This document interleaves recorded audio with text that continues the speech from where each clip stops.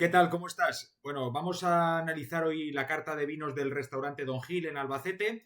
Yo soy Alex Pardo, soy el director de Gran Cru Academy y bueno, la idea es que con este análisis consigamos pues encontrar cosas que nos valgan a todos, que el día de mañana cuando tú veas este vídeo, pues encuentres pequeños detalles, ideas y cosas que te puedan servir para mejorar la carta de vinos de tu restaurante.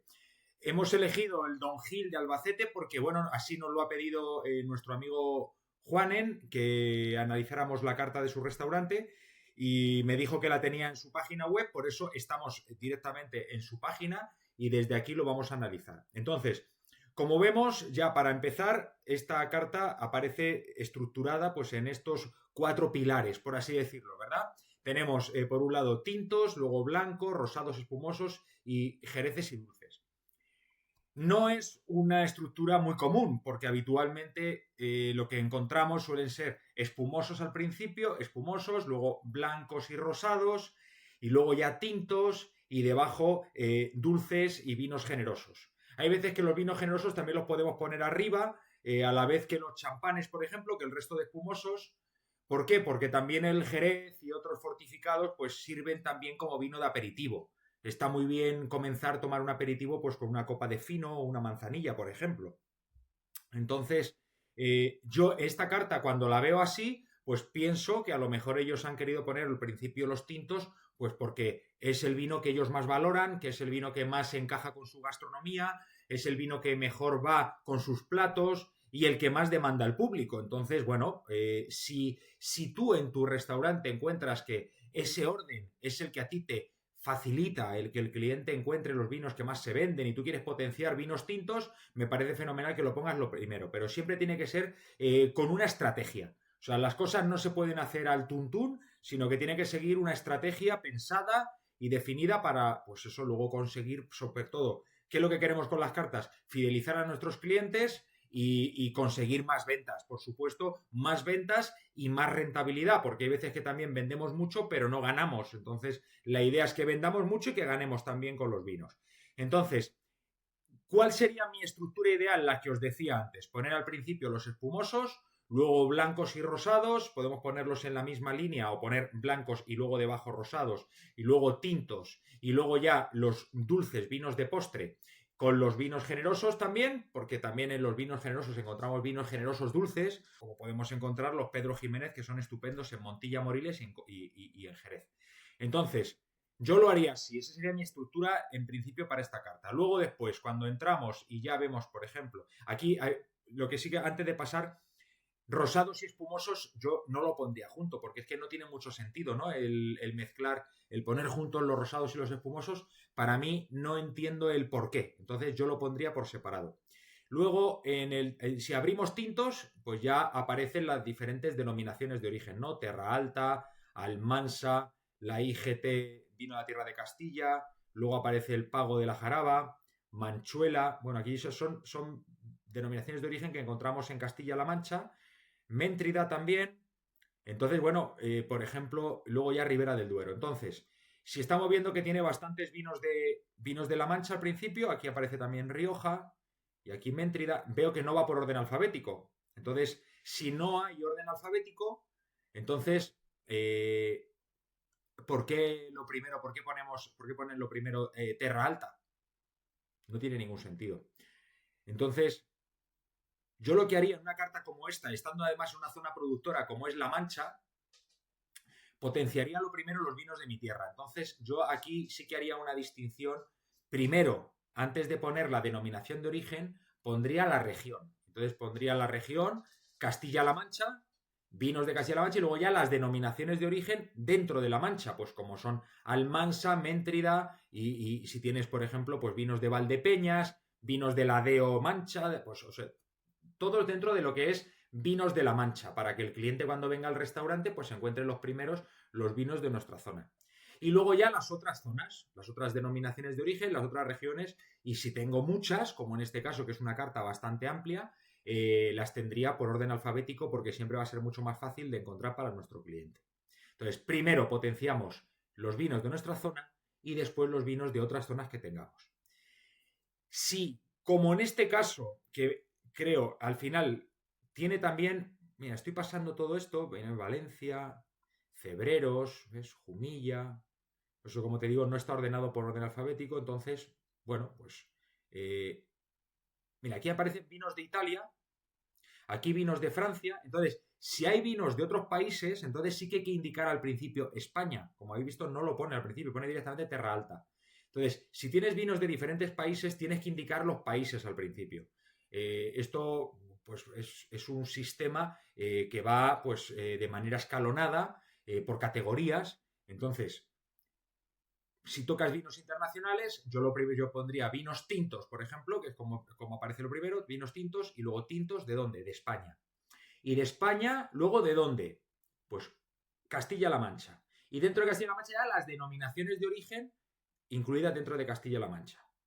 Luego imagínate, pues imagínate que tienes Galicia y dentro de Galicia pues ya las denominaciones de origen, Rías Baixas, Valdeorras, Monterrey, Ribeira Sacra, y vas haciendo de esa manera escalonada, es mucho más fácil para el cliente el poderse manejar en una carta tan amplia. Me gusta, está muy bien, tiene bastantes cosas, pero bueno, sobre todo tener en cuenta esa estructura para ir de menos a más, ir bajando.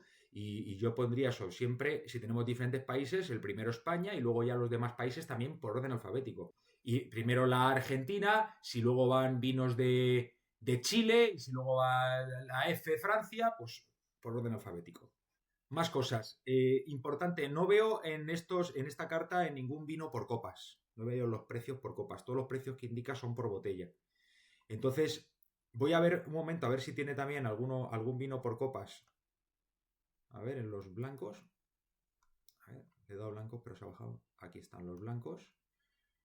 45, 35, 24, 21, 35, 21. No veo tampoco vinos por copas. Y no hay una sección específica de vinos por copas. Creo que es importante que una carta tenga vinos por copas. Entonces, es interesante que tengáis también una pequeña selección, tanto de vinos blancos como vinos tintos por copas, y que lo pongáis también en la carta. No se puede tener el vino por copa y no tener el precio para luego no tener ningún problema con el cliente porque te pueden también llamar la atención, te pueden denunciar por no tener los precios especificados. Estos serían los espumosos. También veo que hay champanes y cavas. Ahí están los rosados. Tampoco aparecen vinos por copas. Entonces, indicación de vino por copa, el precio, la copa y la botella, al lado siempre del vino que sea. Y aquí en Jereces y Dulces. Ah, mirad, aquí sí. Aquí sí que aparecen. Mira, te lo indico aquí con el puntero. Copa 4 euros, botella 15. Copa 4 euros, botella 15. Copa 4 euros, botella 16. Copa 11, botella 35. Sí que aquí sí que hay vino por copa. Entonces, si vino por copa, no solamente vas a tener, entiendo que en la carta de este restaurante no solamente van a tener vinos por copas del Marco de Jerez, tendrán también blancos y tintos y algunos dulces para postre. Entonces, indicarlo, por favor, siempre en vuestras cartas los vinos por copas. Otra cosa importante que me di cuenta en esta carta es que aparecen algunos vinos con añada y otros vinos sin añada. Fíjate cómo aquí, por ejemplo, este Aljibes Selectus 2014 y en cambio este Micaela no te pone la añada. Viña Jaraba tampoco pone la añada. ¿Sabes? Todos estos están sin añada. Sin añada, sin añada. Pero mira aquí, Ataulfos 2014. Mugar, estos no tienen añada. Iru 2001, Cirsion 2003, El Bosque 2004. ¿Vale? Algunos sí aparecen con añada, Antídoto 2020, pero el más de Leda no tiene añada. Entonces, o lo pones a todos o no lo pones en ninguno. Siempre tienes que unificar criterios. Entonces, si te decides que hay añada, yo desde luego soy partidario siempre de poner las añadas, porque las añadas varían mucho de unas zonas a otras, en algunos vinos además varía muchísimo el precio. Entonces es importante marcar la añada. Ahora, si es una carta sencilla de un restaurante que no tiene tampoco sumiller y demás, y bueno, pues decides no ponerlo, no lo pones en ninguno. Pero si es una carta como esta, que ya es una carta importante, con bastantes vinos, bastantes regiones, zonas, yo siempre pondría la añada. Además que se puede modificar porque es una carta online y que fácilmente se puede modificar también. Y luego tú en tu restaurante también tienes que tener una carta que luego sea fácilmente actualizable. Entonces, en vez de tenerlo en un formato que se imprime una vez y ya cuesta mucho volverlo a imprimir, te recomiendo que lo tengas en un formato pues de una carpeta con unas anillas que puedas quitar fácilmente, o de las hay con tornillitos, le quitan los tornillos, imprimes en el restaurante una impresora normal, pero siempre la tienes actualizada para que el cliente luego no haya problemas, porque esto es ley de Murphy, basta que no la tengas actualizada para que justo te pidan ese vino que se terminó. Fíjate, otro detalle que me he dado cuenta de la carta, y es que en la parte, la sección de vinos blancos, si te indican las DOs, te pone DO Ribeira Sacra, DO Alicante, DO Almansa, DO Rueda, está bien, e indicas que es denominación de origen. Ahora ya últimamente, en los últimos años, ya son DOPs, pero bueno, si pones DO tampoco es incorrecto. Lo correcto sería a día de hoy poner DOP, ¿vale? En lugar de DO. DO Ribeiro, DOP Ribeiro. Pero así que lo ponen todos DO Vino de Madrid, perfecto. Pero luego después te vas, que es lo que me resultaba curioso y por eso lo quería enseñar, te vas a los tintos y en los tintos no pone DO, pone directamente Terra Alta, Almansa, Manchuela, Méntrida. Entonces, si ponemos DO, tienes que ponerlo en todos y si no, no ponerlo en ninguno, pero no puede ser que unos sí y otros no. Entonces, os vuelvo otra vez a lo del unificar criterios. Siempre en las cartas tiene que estar todo unificado. Si, por ejemplo, dices, yo es que pongo variedad de uva, perfecto, pues pones en el vino la variedad, el vino está chocoloba tempranillo, pero también el vino de rueda tienes que poner esta chocoloba verdejo. Lo tienes que poner en todos. Si lo pones en todos. Y si no, no lo pones en ninguno. Pero no puede ser que en unos sí lo pongas, en otros no. Y en uno lo pongo en negrilla y el otro lo pongo con letra normal. Y en uno lo pongo con cursiva o entre paréntesis y el otro no. Aquí, por ejemplo, lo pones siempre en una segunda línea y entre paréntesis. Perfecto, pues todos igual. O sea, es todos igual. Esto está muy bien porque en todo lo hace igual. Pero en cambio, lo del tema de la añada no cumple el criterio y el tema, como te decía, de poner DO o no ponerla, pues tampoco. Entonces, hay que unificar criterio para todo.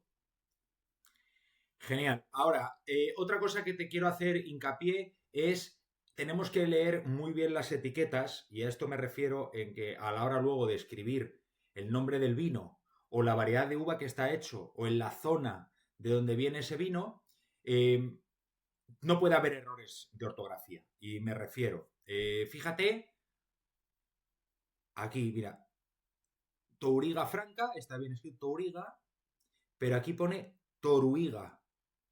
Aquí te lo marco con el puntero, ¿ves? Toruiga.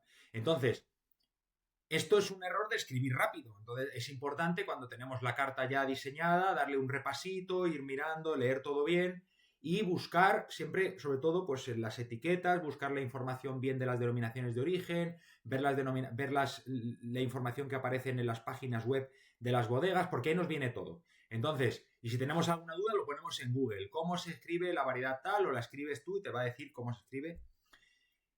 Porque queda pues un poco eso de descuido, un símbolo de descuido, el ver falta de ortografía de que está mal escrito en una carta. Entonces, eh, por ejemplo, mira, aquí he encontrado otra, Petit Noir. ¿Ves? Este vino de California, Petit Noir, no existe. O sea, es Pinot Noir.